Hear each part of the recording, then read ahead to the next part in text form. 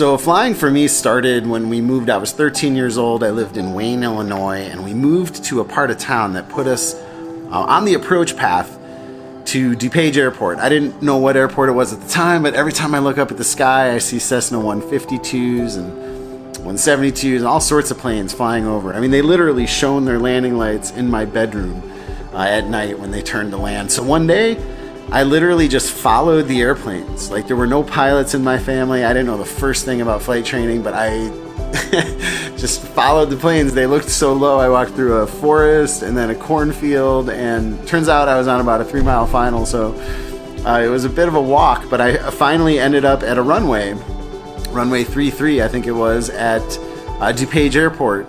And I started hanging out there. I met so many amazing pilots and people that sort of pointed me in the right direction.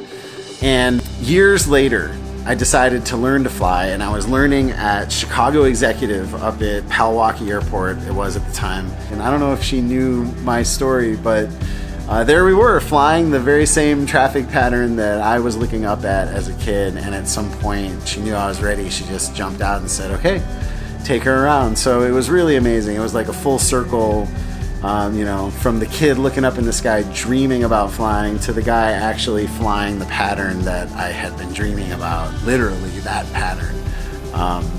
Just perfect. It was just a perfect solo story.